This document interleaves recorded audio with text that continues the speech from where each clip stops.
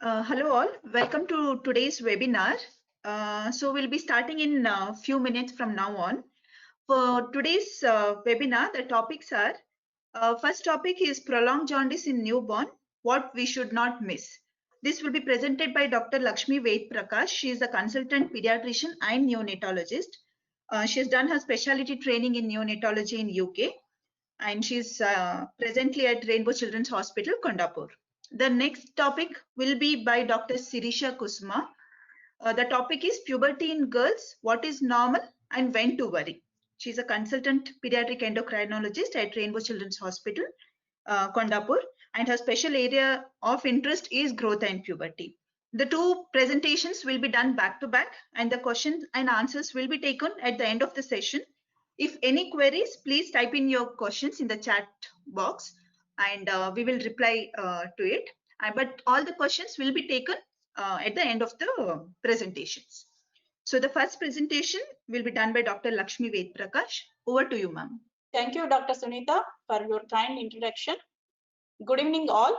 Today, I'm going to talk about prolonged jaundice in newborn, what we have to be screening and what we should not miss. Prolonged jaundice in newborn is defined as any jaundice that lasts longer than 14 to 21 days. It presents a diagnostic challenge to the pediatricians because it's a most common condition, and many times you will still see babies who are still eccric after 14 to 21 days. You have to be very careful in evaluating these babies because you don't want to miss any conjugated bilirubin in these babies. This is the age period where babies actually, not all of them come for the regular checkup. Usually after 2 weeks, they sometimes go to different places, lose follow-up, and the next port of visit for them will be at 6 weeks at vaccination only. But this is the crucial period where for some babies we have to keep them on a close follow-up and a tight loop. So prolonged jaundice can occur in 15% of all newborn babies.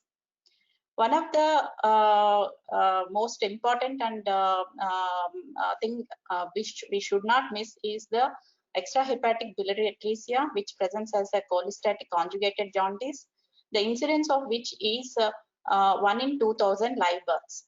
1 in 2000 live births is fairly not that uncommon thing. So we have to keep a very we have to be vigilant to identify these babies.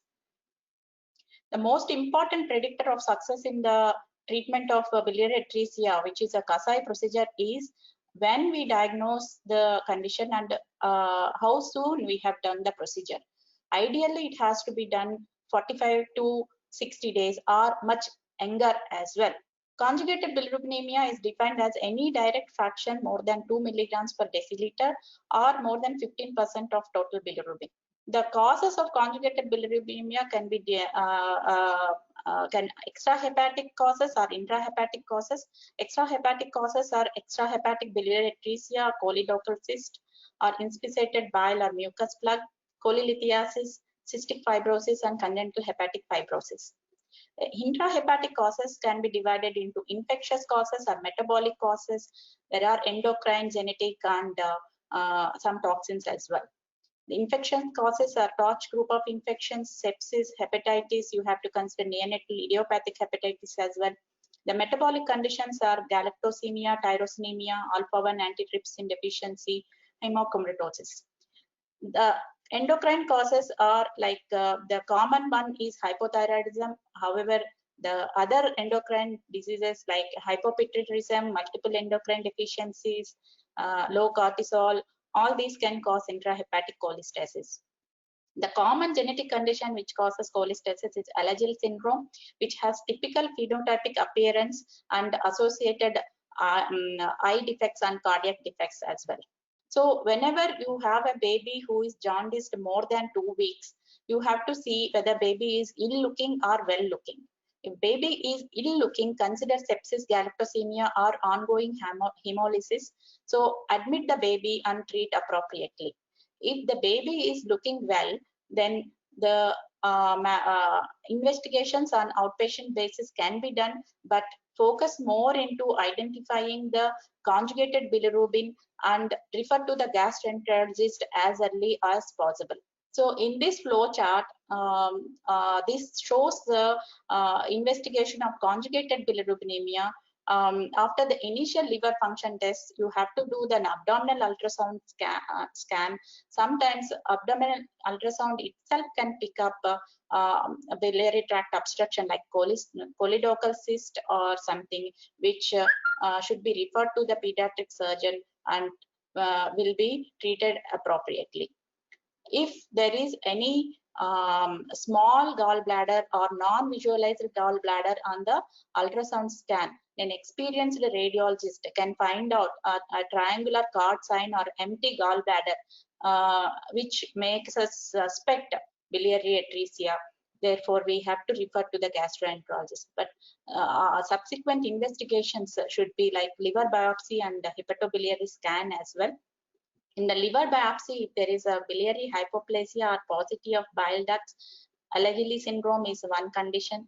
As I already told, they can have associated eye abnormalities, and pulmonary branch stenosis or left cardiac outflow tract obstructions. So these babies should undergo genetic counseling.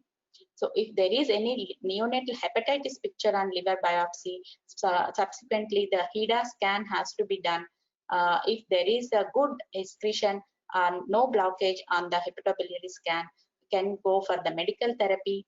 If there is any blockage on the HIDA scan, it should be closely followed up, and you may have to rebiopsy or do laparotomy to rule out the extrahepatic biliary atresia. If there is a bile duct proliferation and bile plugs on liver biopsy, more likely that this baby has biliary atresia. On the HIDA scan also, if there is no excretion, laparotomy should be done, and always intraoperative cholangiogram will be done, which will be most diagnostic of the biliary atresia. So coming to the unconjugated hyperbilirubinemia, with evidence of hemolysis, you have to think about ABO or RH incompatibility, RBC membrane defects like hereditary or eleptocytosis, enzyme defects like G6PD deficiency or pyruvate kinase deficiency. And in some babies, polycythemia, bruising, and cathal hematoma also can cause a prolonged unconjugated hyperbilirubinemia. Suppose if there is no evidence of hemolysis, you have to think about Crigler-Najjar type 1, type 2, Gilbert, and UGT promoter defects, also breast milk or breastfeeding jaundice. I'm going to talk about the breast milk and breastfeeding jaundice after few slides. So with this background, I'm going to present a few case scenarios, and each with different causes of prolonged hyperbilirubinemia. In case 1, this is baby of Priyadarshini, term baby, birth weight 3.1 kgs, born by normal vaginal delivery. Antenatal period was uneventful. Baby got discharged on day 2 and seen in OPD again a day later. Found to have icterus up to soles, and baby also has lost weight from 3.1 kg to 2.7 kg. There is more than 10% weight loss. Here the mother blood group was O positive and baby was B positive. So diagnosed as ABO, possible ABO incompatibility. Bilirubin was done. It was 24 milligrams per deciliter. Sent for DCT and reticulocyte count, and baby was started on intensive phototherapy. DCT came negative, reticulocyte count was 6%, slightly high.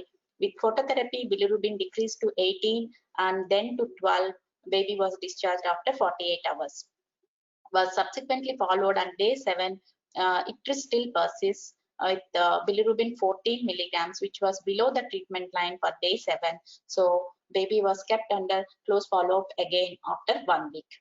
On day 16, baby still icteric, and SBR was repeated, which showed 19 milligrams per deciliter, and it is predominantly unconjugated hyperbilirubinemia.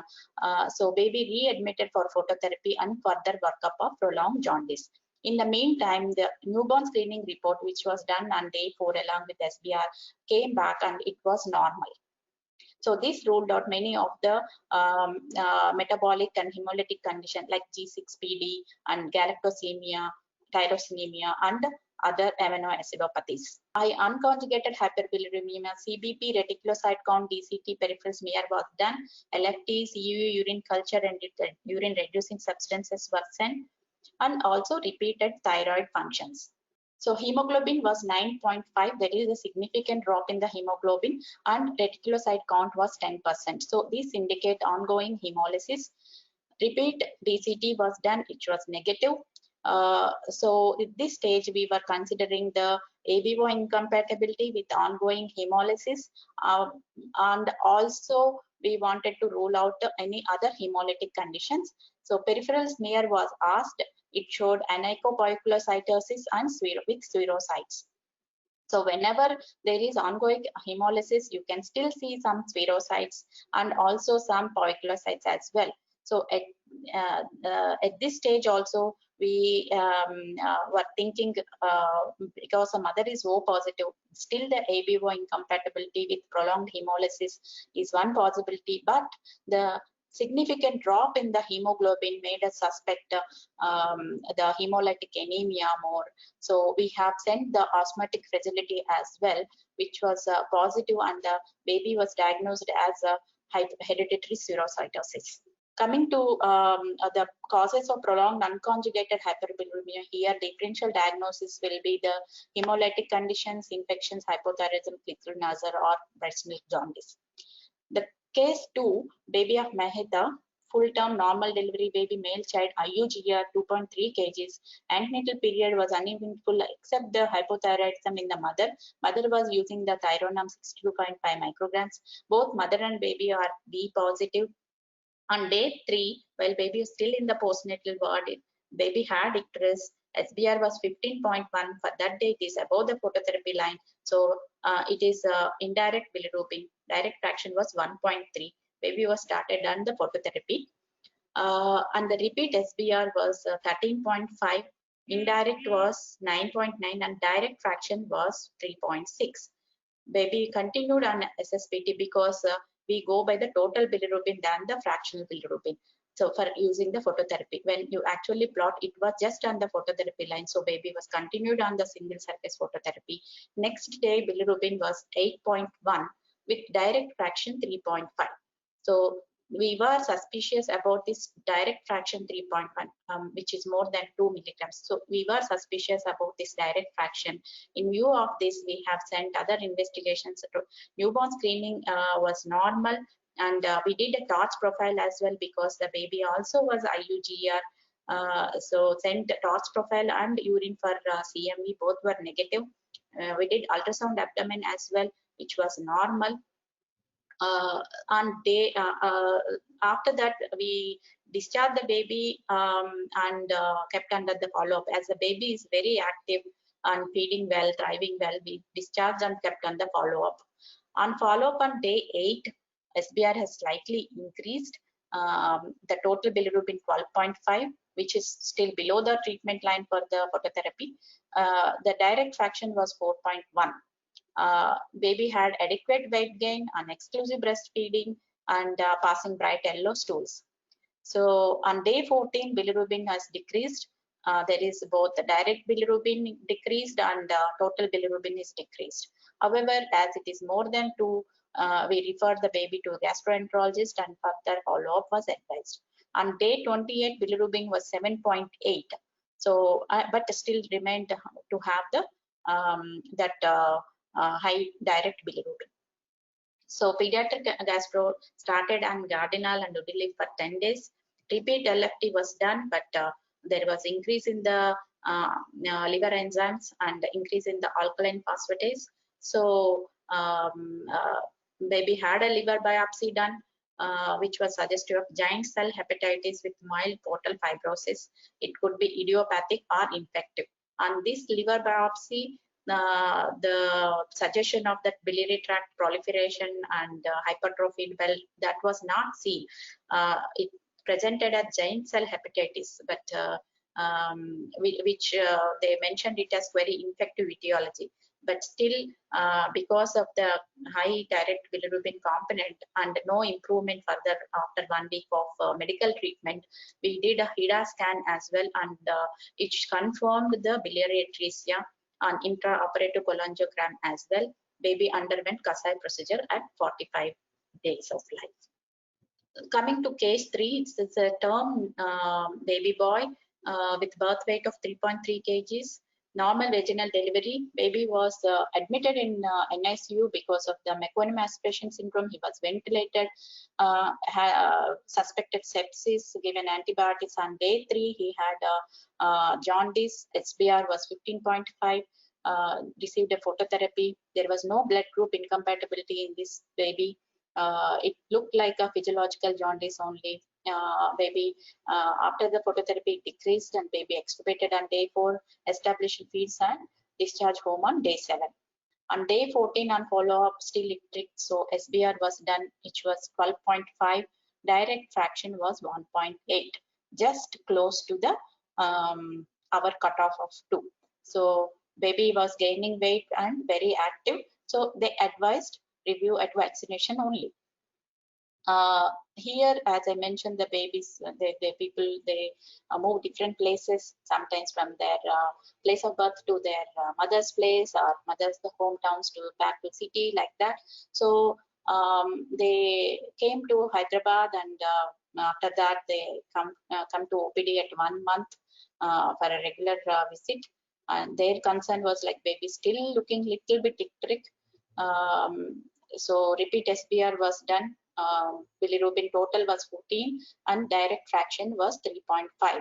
So parents also reported that baby had a pale stool. So therefore referred to the gastroenterologist, and subsequently after investigations diagnosed as a extrahepatic biliary atresia, he underwent Kasai procedure. So the message from these 2 cases, any direct bilirubin more than 2 should be taken seriously and needs further evaluation. So next case is again the term baby boy, normal delivery, 2.78 kgs. Antenatal history was normal. Both mother and baby are O positive. Baby was discharged on day 2 and seen in OPD on day 3 with jaundice.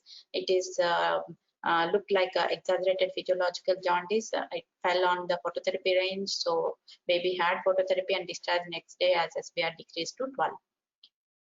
Again reviewed on day 14, ectric. Here transcutaneous bilirubin was done on follow-up. It was 14.4, and baby was advised further follow-up. So at 1 month, again baby still looks ectric. Total bilirubin was 16. Direct fraction was okay, 1.4. Indirect was 15.2. As this is just on the phototherapy line, and also baby had prolonged jaundice, so got readmitted for further evaluation of the prolonged jaundice. Here we have sent the liver function, thyroid function, CBP, CUE, and urine culture. By this time, we also had the newborn screening report, which was normal. Thyroid test was repeated and it was normal. Complete urine examination showed pus cells, 15 to 20 pus cells, and the urine culture grew Klebsiella pneumoniae. Baby received IV antibiotics as per the culture sensitivities of this culture, and jaundice improved after the course of antibiotics. Coming to case 5, a baby of Himabindu, late preterm, 36 weeks, IUGR baby, 1.9 kgs, baby boy, delivered by LSCS in view of maternal PIH. Baby was admitted in NICU for 72 hours for RBS monitoring and establishing feeds. Developed jaundice on day 3. SBR was 16, direct 1.1 and indirect 15.4. Received phototherapy, shifted to mother side on day 4 and discharged on day 6. On follow-up, he was gaining weight on exclusive breastfeeds, minimally ectric, transcutaneous bilirubin 13. He was asked to come for further follow-up again on day 14. On follow-up, gaining weight very well on exclusive breastfeeds, he still remained ectric. Mother reports that he passes quite bright yellow stools and he is otherwise active. NBS report came and it was normal. So here we do transcutaneous or SBR. So we have to do SBR here because we need the split bilirubin and the direct fraction, as he is day 16 by that time. So we have done the split bilirubin. Direct is okay, 0.5, indirect 13.7, total 14.2, which is more than 12, which is a bit higher to call it as a breast milk jaundice. So we investigated this 14.2. By that time we had NBS, which was normal. So all the metabolic conditions, G6PD, all these were ruled out on the NBS sample. So we have repeated TFT because of the prolonged jaundice, and it's predominantly unconjugated. We have sent another repeat thyroid function test. Though NBS was normal, we have repeated it, and it showed high TSH, and this boy's ultrasound scan showed absent thyroid gland. He was started on thyroxine supplements and is doing well. So these are the 5 cases I described just to give the importance of investigating the prolonged jaundice. So whenever there is a prolonged jaundice more than 2 weeks, you have to establish whether it is conjugated jaundice or unconjugated jaundice.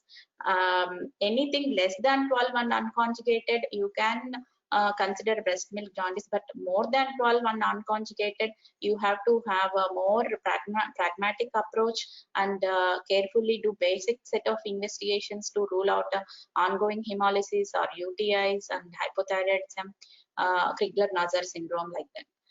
And always the breast milk jaundice is a diagnosis by exclusion, and it is better if we do newborn screening, not only to pick up the metabolic conditions early, and also it will be very useful when you are evaluating prolonged jaundice. By the time 2 weeks, you will have the newborn screening report, and that rules out many of the conditions that can cause prolonged jaundice.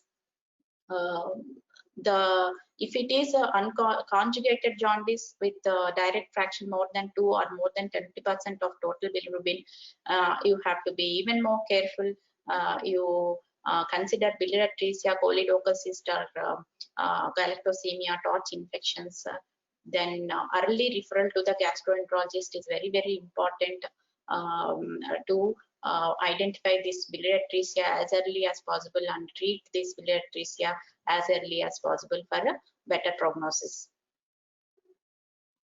So coming to the breast milk jaundice, what is this breast milk jaundice? Breast milk jaundice is a benign condition in exclusively breastfed babies. Usually it is unconjugated hyperbilirubinemia, and otherwise a healthy neonate. It can occur up to 30 to 40% of all exclusively breastfed babies. It can persist up to 12 weeks. The current research says that discontinuation of the breast milk is not advised in breast milk jaundice. It not only delays in diagnosis of more pathological conditions. If we are coming across any prolonged unconjugated bilirubinemia, and you are suspecting it as breast milk jaundice, stopping the breast milk, it is not advised, because once the breast milk is stopped, again getting back to the breastfeeding will be very, very big challenge, and it does not make any difference for the course of the breast milk jaundice. If it is less than 12 and majority of the pathological conditions are ruled out, you can still continue with the breastfeeding. And whereas if you are suspecting any other pathological causes, it's important to investigate them as early as possible. It's not advised currently that stopping the breastfeeding is good enough for this breast milk jaundice. In fact, you can continue with the breastfeeding. It can persist up to 12 weeks, but most of the times it is unconjugated jaundice, which is usually less than 12, and it is always a diagnosis by exclusion. There is a difference between breast milk jaundice and breastfeeding jaundice. The breast milk jaundice is present in a well-thriving baby who is exclusively breastfed and gaining weight, And this is because there are some inhibitors in the breast milk which prevent the bilirubin conjugation in the liver. And there are substances like epidermal growth factor in breast milk, which can delay the gut motility in the newborns. And because of the decreased gut motility, there will be increasing unconjugated bilirubin. To understand this better, I will show you this picture of bilirubin conjugation, bilirubin metabolism. Bilirubin is basically produced from heme by the red blood cell hemolysis, and the unconjugated bilirubin circulates in the blood by binding to the albumin. The unconjugated bilirubin gets into the liver. It will be taken up by the liver, where it will get conjugated by the UGT enzyme. There are some inhibitors in breast milk which causes the inhibition of this enzyme and causes impairment of the bilirubin conjugation. The conjugate, usually when the bilirubin gets conjugated, it gets excreted into the intestines, and by the intestinal flora, the bilirubin will get converted to stercobilin and gets excreted into the stool. In newborn babies, the gut flora are underdeveloped, so this kind of conversion from conjugated bilirubin to the stercobilirubin is slow. So therefore, this conjugated bilirubin stays in the intestines longer period, during which period the conjugated bilirubin gets converted to unconjugated bilirubin by beta glucuronidase enzyme. This beta glucuronidase enzyme is found to be high in some exclusively breastfed babies. This enzyme activity was high. Therefore, the conjugated bilirubin gets converted to unconjugated, more enterohepatic circulation, more unconjugated bilirubin. This is the main reason for the breast milk jaundice, prolonged breast milk jaundice in some babies. There is breastfeeding jaundice. Actually, this breastfeeding jaundice should be termed as insufficient breastfeeding jaundice. The term breastfeeding jaundice meant to be then is kind of misnomer. Actually, this is better labeled or called as insufficient breastfeeding jaundice. In these babies, because of lack of breastfeeding, what happens is stool output decreases. Because of decreased stool output, the conjugated bilirubin stays in the intestine longer period and gets converted to unconjugated bilirubin by this glucuronidase enzyme. So there is increased enterohepatic circulation. Those babies with insufficient feeds, they can be prolonged jaundice, mainly due to this mechanism. So these babies will do better if you give supplemental feeds, either with expressed milk or the formula milk. So when you are evaluating the baby with breast milk jaundice, like, you have to go through the detailed history and thorough examination and look at the feeding pattern of the baby and assess the mother's lactation and infant's weight gain. So those babies who are gaining weight very well came back to birth weight by day 10, day 14, passing the bright yellow stools and frequent stools, still looking trick, and it is less than around 12, like that. After ruling out the other condition pathologicals, you can label them as a breast milk jaundice. And this breast milk jaundice also need close follow-up, and usually it resolves by 4 to 6 weeks, but sometimes it can take up to 8 to 12 weeks as well. Whereas if there is any inadequacy of the breastfeeding, these babies, you see them not gaining weight very well, like, they are still below the birth weight, not regain birth weight on 14 to 21 days. The stool pattern will be like once in 2 days or 3 days, like that. And the transition from the meconium to the yellow stools still didn't happen by day 10. These are the babies who probably benefit from supplemental feeds, either with expressed milk or formula milk. Support the lactation of the mother in these babies and follow very closely. So take home messages today are, Bilirubin more than 12 at 14 days need further follow-up and careful evaluation. Any direct fraction more than 2 milligrams should be considered as significant irrespective of the total bilirubin value. A jaundice which was not that apparent before 7 days but appears anytime later will need more careful evaluation.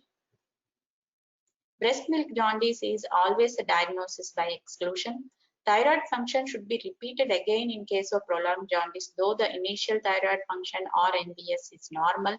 There is no sunlight phototherapy for jaundice more than 2 weeks. Thank you. Thank you, Dr. Lakshmi, for such an extensive presentation and for such a practical approach. And with so many case scenarios, I think it will help us in our day-to-day practice. Thank you so much again. The next topic, we will start it. The questions will be taken at the end of this session. So next topic is puberty in girls, what is normal and when to worry, by Dr. Sirisha Kusma. Over to you, ma'am. Thank you, Sunita.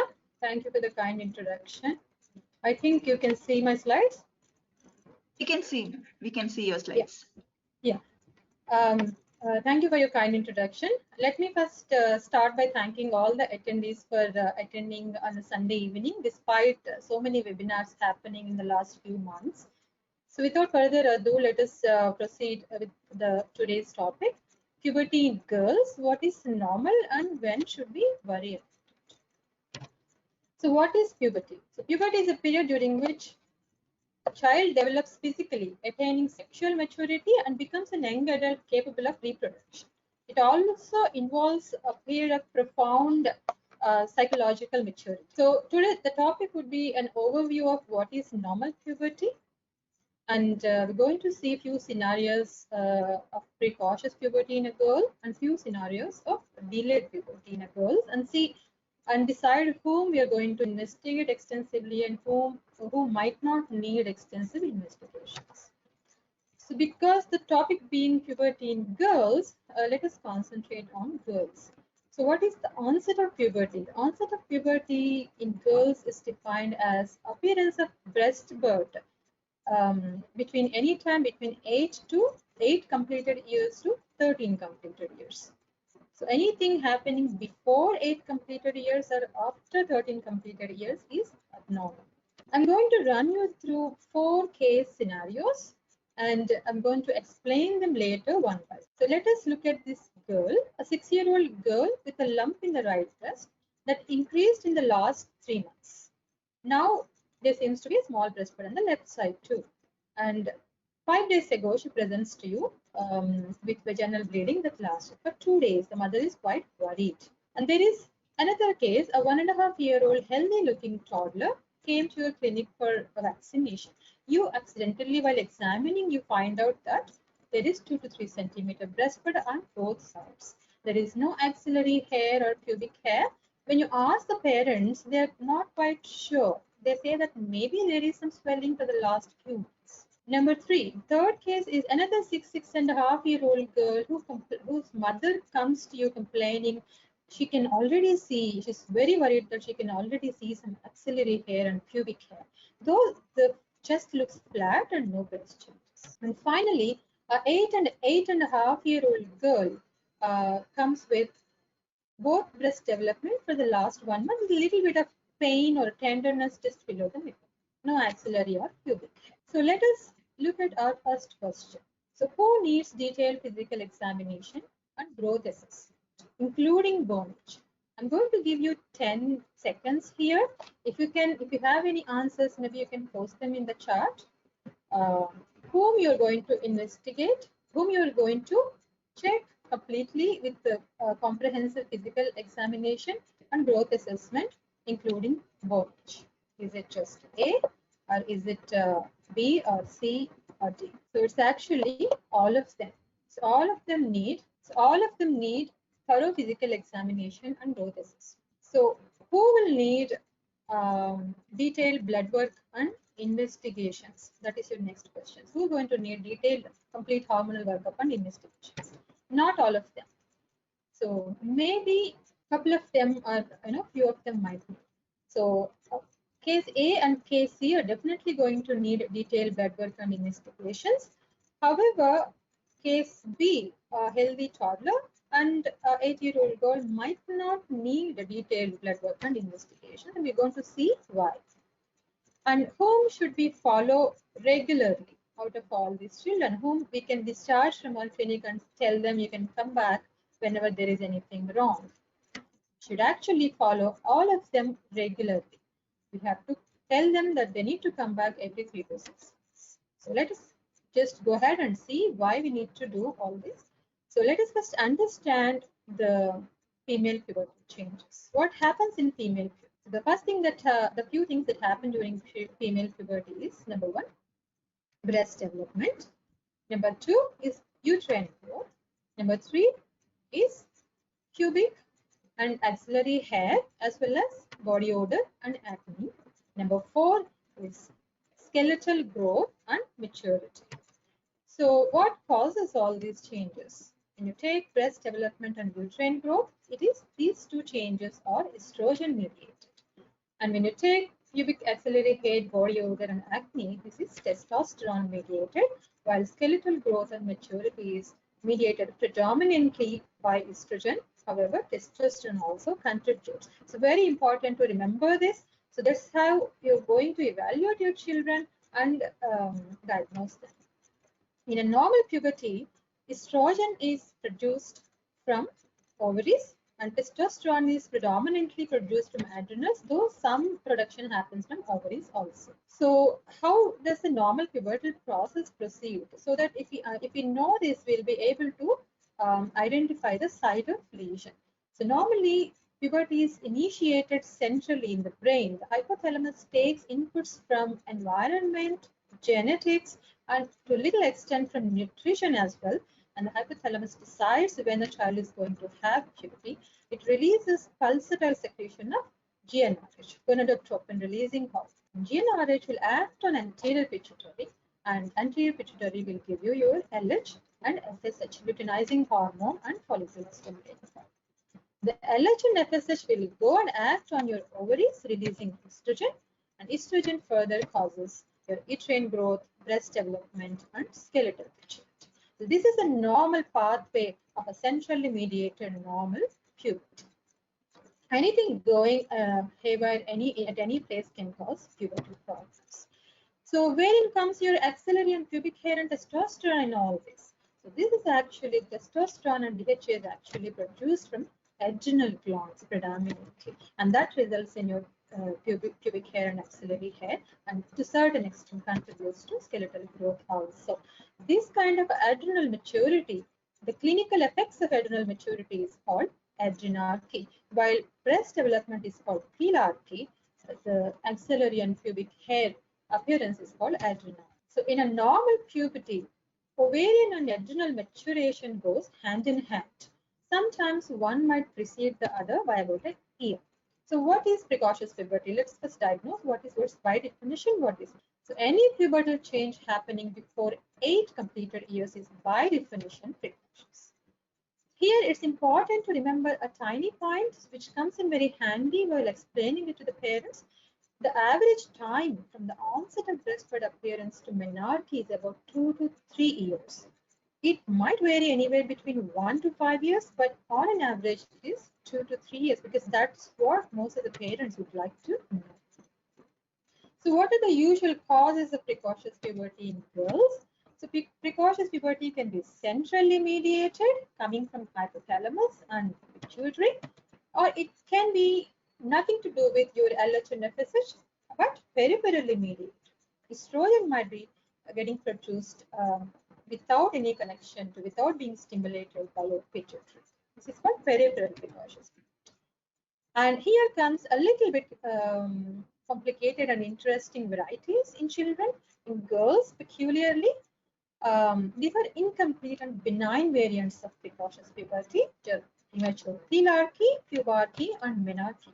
Though these are benign and do not need any intervention and management, they do need to be followed up very closely because over time, over the next couple of years, they might evolve into central precocious puberty, at which time we need to intervene and treat. So if any child comes with complaints of early signs of puberty, any child below 8 years of age, you're going to do these 3 non-invasive things before thinking of any blood work or invasive investigations. So being a pediatrician, we need to check the growth, weight, height, especially height, and assessment of bone age is a must in all these children. We usually use Grulich and Pyle or Tanner-Whitehouse methods. Here, sometimes you may get this, I may train your radiologist to assess the bone age. But if you get a radiology report, sometimes we do get a report from radiology saying bone age between 8 to 12 years, which actually makes no sense. We need a bone age that is precise to the level of 0.3 to 0.5 years. That's why all endocrinologists, pediatric endocrinologists, we do our own bone age assessment. But a radiologist can very well be trained. And we need a very good ultrasound, not in all the cases, but maybe we can consider in many of the cases. So growth, like what you're going to look at the growth. So simple growth chart here lies the importance. You're going to look at the increased height velocity or upward crossing of the height centiles. We can see here a 6-year-old girl who suddenly starts to grow faster. Unless and until you have a previous height, you will not be able to identify this jump in the height from a lower centile to a higher centile, which is very concerning, which should not happen. A child should follow in their own centile, whether it is low or high. They should never jump more than 1 centile, which is happening here.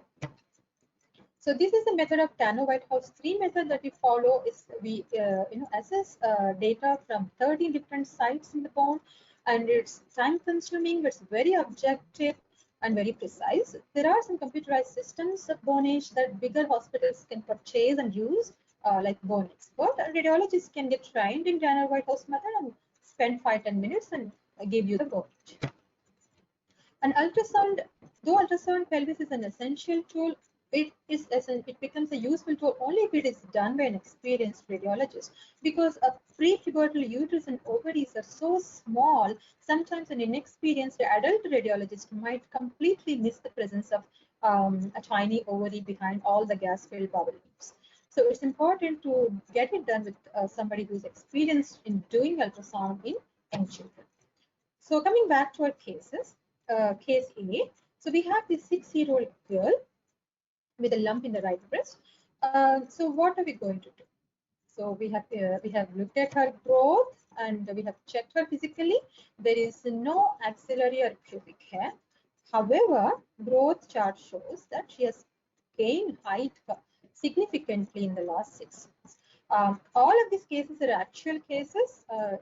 To make it easy, I'm kind of presenting them in a sequential way. And we have done a bone age is significantly elevated, 8.6 years at the age of 6 years. So is this precocious puberty? Yes, obviously it is precocious puberty because it's a 6-year-old girl with puberty changes. And do we have evidence of estrogen? Yes, in form of breast, growth spurt, and bleeding for vagina. Do we have evidence of testosterone?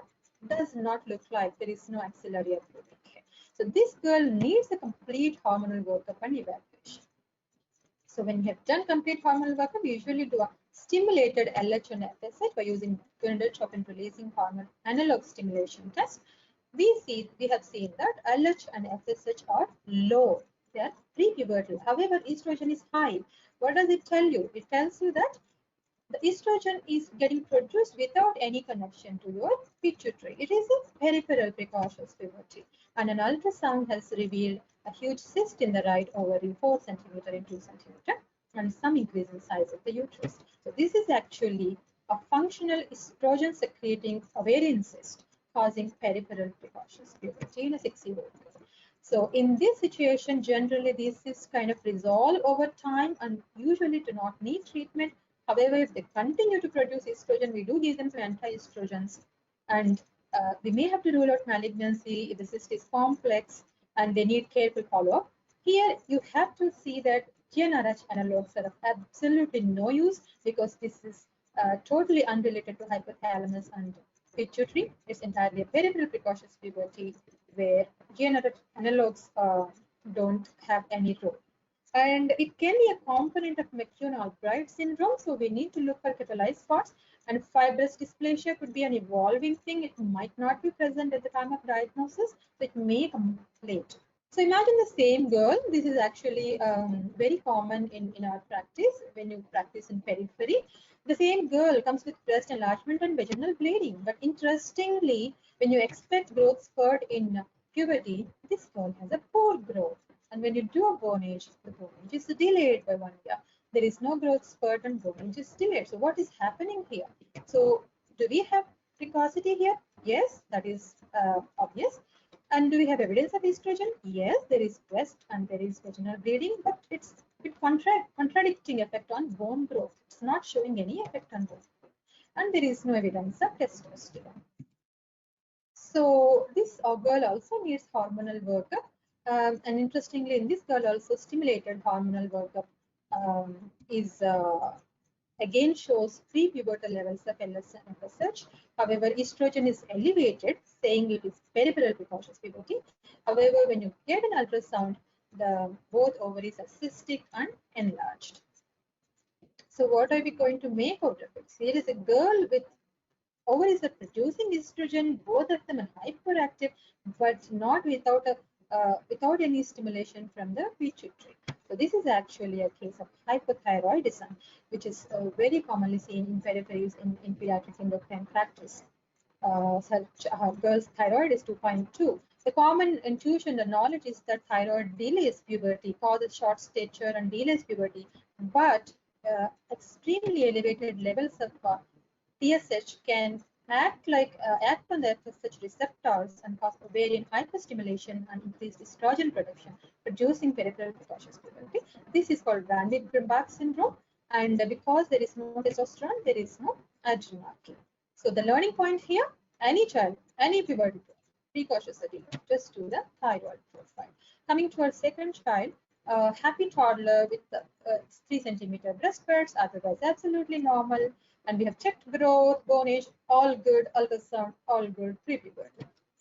So though it is the precocious puberty and we have some evidence of estrogen and no evidence of testosterone, do we have to do workup? We have decided in the past that maybe we don't need to do workup. So this baby does not need hormonal workup. Maybe it's prudent to do just a thyroid function test. And regular 3 to 4 monthly follow-up is enough. This is a classic case of premature thelarchy. There is no clear-cut reason why it happens. So we just need to reevaluate them once every 3 to 4 months. And depending on the progression, we might decide to reassess again. So if you are unsure about the progression, assessing bone age and growth spurt, it's always prudent to seek subspecialist consult here because some of these children can go on to develop central precocious puberty a couple of years later. So you have decided to follow this child because you are feeling confident that child is okay. It's just pure premature thelarchy. In 6 months, the baby comes back with increased breast size. Then we went on. Then you have gone on and did all the evaluation. Again, here LH and FSH, pre-pubertal and stimulation test, estrogen is tiny bit elevated. And again, uterus and ovaries, everything normal. But breasts are increasing in size and tiny bit of estrogen is coming in the blood. Where is it coming from? Ovaries look normal. So on careful history, the parents reveal that they've been using this particular very nice smelling lavender oil body lotion for the last 1 year. So this is a case of exposure to exogenous estrogens. The classic compounds are lavender oil and tea tree oil. They have phytoestrogens. They are common components in many Ayurvedic products, room fresheners, perfumes, and infusers. So when we stop the body lotion, breast regressed in the next few months. So the learning point here: any child with precocious puberty always seek history of exposure to exogenous estrogen. In case number 4, case number 3. A 6.5-year-old girl with just axillary pubic hair and no breast. So when we check the child looks fine. There is no growth spurt. And bone age is a tiny bit elevated, not very significant. Generally, we take a 1.5 year elevation of bone age as significant. So ultrasound is normal. So here we are seeing precocity. There is no evidence of estrogen, but there is some evidence of testosterone. So this girl needs evaluation to find out where the testosterone is coming from. Why is it coming under 8 years? So this is the hormonal workup that we do usually. A testosterone level, THGIS, and 17 MHP, which are all normal in this child. This is a classic case of premature adrenarche. So it just needs 3-monthly follow-up, because like all the other incomplete variants, it can also go on to have central PP later on. So a similar girl comes to you with a bit of an advanced bone age. Here you can see that there is 2 years advancement in bone age, and on careful examination you could see some clitoromegaly.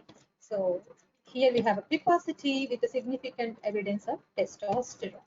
On hormonal evaluation, the 17 MHP was elevated slightly, which was followed up with synaptic stimulation test, which revealed a significantly elevated 17 MHP. So this is a child with simple virilizing CAH, congenital adrenal hyperplasia, who needs lifelong hydrocortisone replacement and long-term follow-up under subspecialist care.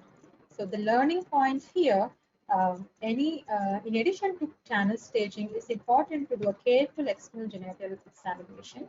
However, it's important to remember to be sensitive while examining the child. Always have the same gender parent in the room, and always take a verbal consent in older children. And be ready to postpone. If you are busy or the child is very shy or agitated, postpone it to the second visit and explain to the child and parents that it might be done in a second visit. Never force the child to strip and lie down. Finally, the fourth case, the 8.2-year-old girl with both breast development for 1 month. And otherwise, the girl is fine, no growth spurt, and height is on 10th centile, bone age seems to be normal. So this, do we have precocity here? No, child is 8.2 years, just 1 month is breast development. So some evidence of estrogen is there, testosterone is not there. So this is actually a normal puberty, maybe a bit early onset. So should we worry? Because many times, this is the most common clinical entity. Girls between 8 to 9 years, around 8.5 years, they come with pain in the nipples, a little bit of enlargement. Mothers are not sure if this is early or late, or to be worried. It is always prudent to do a thyroid function test in all these children, given the commonality of the thyroid disease. And so this is not something to be worried about, but we need to remember that we need to follow the growth and pubertal progression very closely in this early onset puberty children, because there is a risk of permanent height compromise if puberty progresses fast. In children whose predicted adult height is compromised, we do consider postponing of puberty with GnRH analogs to improve height outcomes. And it's to be remembered that they need to be started earlier rather than later. Height benefits are very poor if we start treatment beyond mid-puberty. So early referral is crucial in these children for meticulous and regular growth follow-up, because most of these parents, they do come after menarche to us saying, doctor, my child is not growing anymore. When you ask, does the child attain menarche? They say, yes, 2 years ago she had her menarche and she's not growing anymore. She's only 145 centimeters. So that's the time when we cannot do anything about it. If we would have seen them 2-3 years ago, we might have given them this option, and which might have increased the height. So a couple of slides on delayed puberty before we wind up. So what is delayed puberty? No breast changes even at 13 completed years, or no menarche 5 years after the onset of breast spurts. No menarche even after 16 completed years. So you might decide to start evaluating these girls who do not show any breast development even after 12.5 years onwards. So the same pathology, it would be wise to remember the same kind of physiology to understand the pathology. So the delayed puberty could be because of environmental issues, could be because of anti-pituitary related issues, or could be because of ovarian failure related issues. So how do we evaluate? The little bit of difference between precocious puberty and delayed puberty. All girls with delayed puberty need comprehensive evaluation. including your physical, bone age, ultrasound, and complete hormonal workup, including thyroid. A couple of case scenarios before we wind up. It's a 17-and-a-half-year-old comes with no breast changes. A little bit of pubic hair is there. And this is a very short girl. Bone seems to be about okay. So a girl with who's short and no breast changes, I think it's usually a no-brainer. Most of you might know already. When we have done ultrasound, ovaries are small and uterus is prepubertal, FSH is extremely elevated, whereas there is no estrogen production at all. So karyotype is 46XO. This is a case of Turner syndrome with primary ovarian failure. Unfortunately, these children usually present, this is the commonest age of presentation, where we cannot do anything about short stature. We might be able to do something about puberty, but not about short stature. When they present early, we can do wonderful improvement in their stature with the use of growth hormone. A 19-year-old presents with delayed menarche. This girl seems to have good breast development, normal hair, otherwise absolutely normal 19-year-old. It's just that menarche is not happening. Her height is very good. So we have proceeded and just wanted to see what's there, what's happening inside. So ultrasound has shown no uterus whatsoever, and there are some structures resembling gonads at the internal inguinal ring. So what is happening here? So this karyotype ended up showing 46XY. This is a case of complete androgen insensitivity syndrome. What happens here is the testes that are present in the abdomen, they produce testosterone at the time of puberty. Though testosterone cannot act on the androgen receptors, it will get converted into estrogen by the peripheral aromatase and produces a completely normal female phenotype. They will continue to be female, but with no reproductive capability. So the learning point here in delayed puberty, always do a karyotype to rule out Turner's or PST. The finally, this is a case I have recently seen late last year.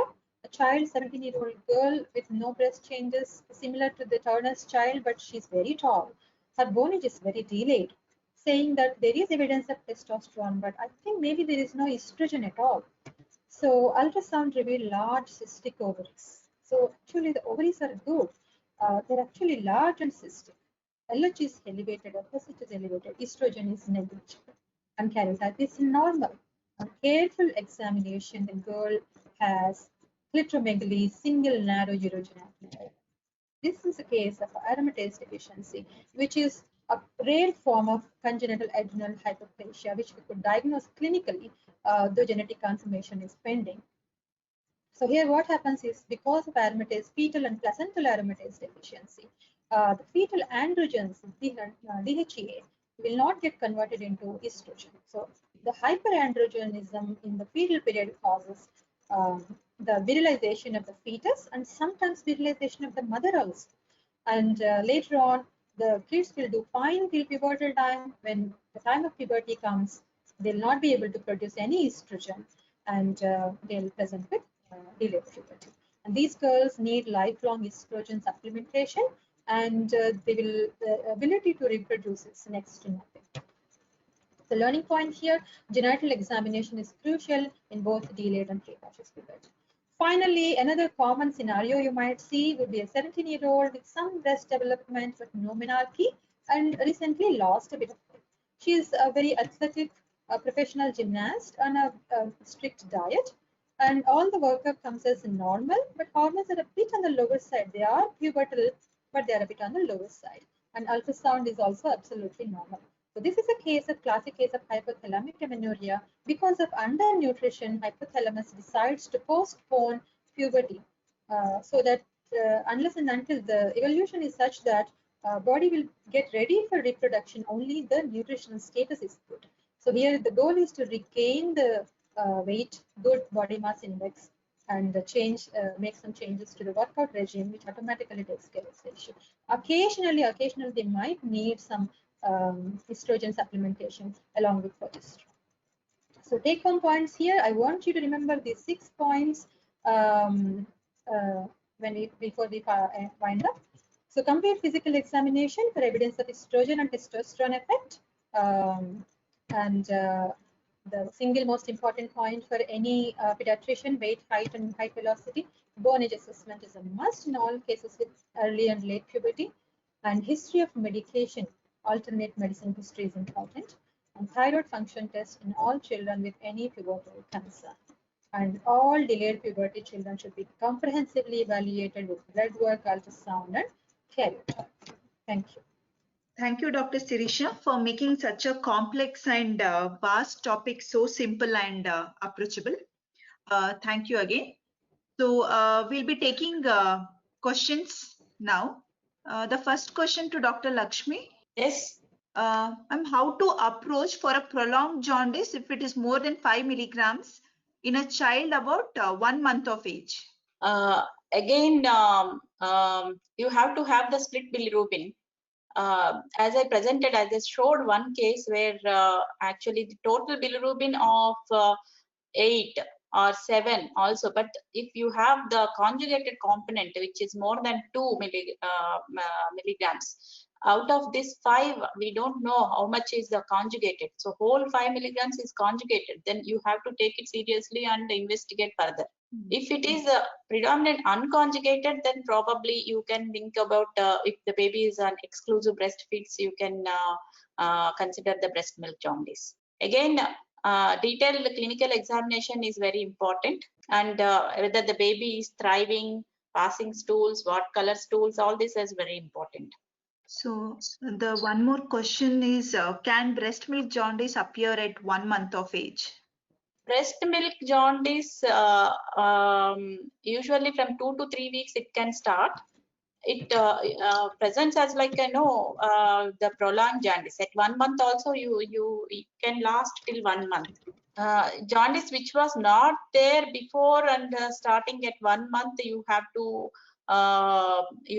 investigate more in terms of whether it is conjugated, unconjugated, or hemolysis is going on or not, than putting up as a breast milk jaundice. Breast milk jaundice usually continues as your physiological jaundice goes up and down, and usually resolves, supposed to resolve by 2 weeks also, but if it doesn't resolve and prolong, and it will continue as breast milk jaundice. Usually the clinical course of breast milk jaundice will be like that, then appearing at 1 month. Is there any specific time for thyroid function test to be done? Ideally, the thyroid function test, the first sample has to be done after 3 days is better, because the early you do, there can be you can get falsely high TSH, which sometimes you have to repeat the test again after a week or 10 days to before you start on the treatment. And rarely sometimes you tend to miss the high TSH values also if you do the test very early before 72 hours. So 3 to 7 days is ideal period where the thyroid function test can be done. Okay. I think Dr. Sirisha, can you add on? I think they meant any specific time for thyroid function test sample, specific time. It's not clearly written, but there's, the question is any specific time for thyroid function test. Time they've written as time. Generally, most of the hormonal tests are performed in the morning, because then the interference with the sleep-wake cycle, generally 1 hour after waking up in the morning. That's the ideal time. But even if you perform later in the day, it's generally okay. But in the evening time, any time if you do a thyroid function test, it's a borderline abnormal or anything, it's prudent to repeat it first thing in the morning on fasting 1 hour after waking up. Okay, thank you. Again, Dr. Lakshmi, question to you. Can culture positive UTI present with hemolytic jaundice? It can present as unconjugated jaundice, not exactly the hemolytic jaundice. The rise in the reticulocyte count is not seen commonly, but it can present as unconjugated jaundice. The exact mechanism is not completely known, but it could be because of the factor that inadequate feeding during the infection, which causes the as I told you, the prolonged unconjugated bilirubinemia due to inadequate feeding. Okay. And till what age can phototherapy be given? The phototherapy can be given throughout the neonatal period, and even after as well. If the unconjugated bilirubin level is more than 18, the level of 18 is the 18 to 20, AAP says 20 or NICE says 18, beyond which the unconjugated bilirubin can cross the blood-brain barrier. So it is recommended in some conditions like Crigler-Najjar or hemolytic conditions. Till 4 to 6 weeks also the phototherapy can be given. Okay. And the role of phenobarbital in prolonged jaundice. Yes, phenobarbital is it increases the bilirubin uptake by the liver and the bilirubin excretion, and it enhances the action of the UGT enzyme as well. So it is recommended, especially in Crigler-Najjar type 2. They will respond very well to the trial of phenobarbital. It can be used as both diagnostic and therapeutic. So if you have borderline high unconjugated bilirubin levels, you can give a phenobarbital. Okay. And in total parental nutrition related jaundice, how long can we wait till it resolves? Again, the TPN cholestasis, this is especially if the bilirubin values is increasing, the conjugated values are increasing, you have to investigate further. You cannot label it as like only the TPN related cholestasis. If the liver enzymes are the bilirubin values are increasing. So because we can have a combination even in the I actually had a case, I wanted to put that case history as well, but the preterm baby who had received the TPN 2 3 weeks, but had biliary atresia as well. So you can have a combination. You cannot attribute it to only TPN cholestasis and delay investigating further. If you have liver enzymes that are increasing and bilirubin increasing, then you have to keep your mind open for investigating the TORCH group of infections.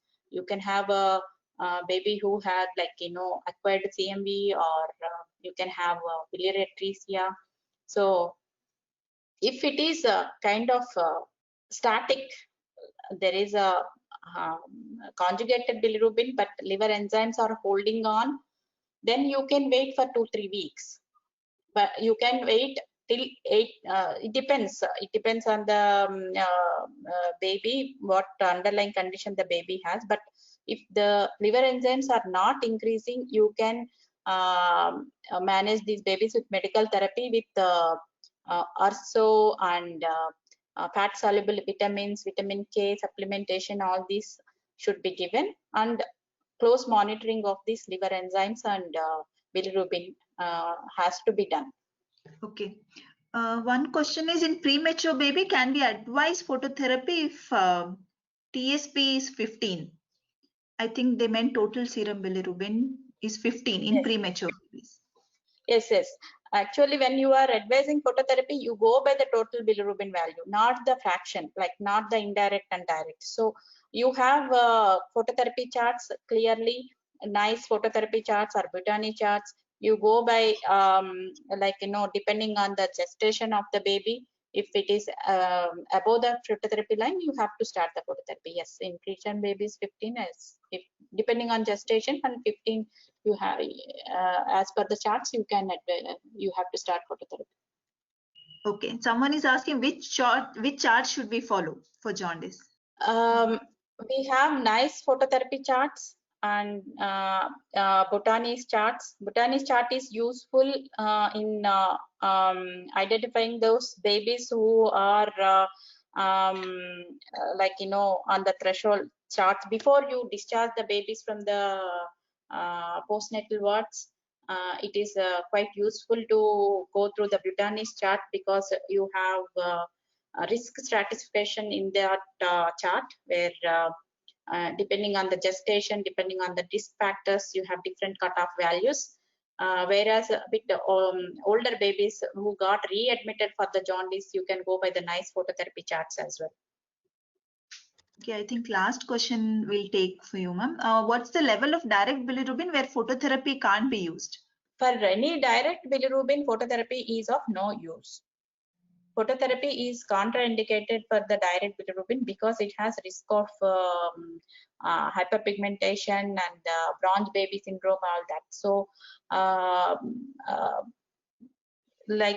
if you have a combination, your unconjugated bilirubin is also high in addition to your conjugated jaundice, then you can give phototherapy.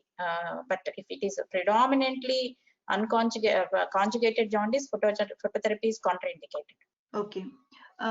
Question to you, Dr. Sirisha. What environmental conditions can cause precocious puberty? Right. So generally, in our environment, there has been increasing awareness of what is called endocrine disruptors. Most of these plastics, the BPA, these days you keep hearing about these compounds in plastics and pesticides, even including DDT, the mosquito repellents and all that. So these act like strong, they have some kind of an estrogenic property. And they cause a lot of endocrine disruption in all endocrine systems. The systems that are most prone for disruption are thyroid and your pubertal system. So there's no one particular thing that we can pinpoint on, but it's a combination of environmental factors, pollution, pesticides, and we can take diet also as an environmental factor. In children who consume a lot of calories, because nutritional, the leptin is one of the triggering factor for pubertal initiation at hypothalamus level. So increase your consumption of calories, you increase your fat content, leptin production rises, and that goes and triggers your pubertal onset. So it's a combination of environmental factors that can affect puberty. Okay. There's one question, like how long do we continue treatment? Yeah. Sorry, you want to continue? Yeah, please. Yeah, how long do you continue treatment for precocious puberty? Like, for example, if a girl comes at 6 years, till what age do we treat her? Right. So the two most important reasons why we consider treatment for precocious puberty would be, the only two concerns here is, one is early periods, second is height compromise. So periods postponing, either for postponement of period or for getting maximum height benefits, we do give them treatment. So when it comes to height benefits, we continue for maximum height benefits, we usually continue postponing puberty till about 12 to 13 years of bone age. It's not chronological age, it's about bone age. But a child is going to be beyond 12, 13 years. Even at chronological years of 12 to 13 years, I would not like to continue it beyond 13 years. When it comes to only menarche, if you're worried about early periods, then the period is quite flexible. It is totally decided by the parents. The parents and the child are comfortable dealing with periods. Generally, we do stop at about 11 years, because most of these days, at 11 years, 50% of the kids in the school might have had periods. So at 11, they're quite comfortable, majority of them. Maybe 11 and a half if the child is a bit immature psychologically, or the parents are too worried. But otherwise, 11 and a half, if the point of giving medication is only postponing periods, and maybe 12 to 13 years of bone age and chronological age if it is for high benefits. Okay. Dr. Lakshmi, there is one more question. What's the upper limit of total serum bilirubin level in a 7-day-old term baby, which doesn't need further evaluation? This is a tricky question. Like the upper limit per 7 days is, if you go by the NICE phototherapy charts, it says about 16.6 actually, above which you have to give the phototherapy. But you cannot say the level which doesn't need any further evaluation.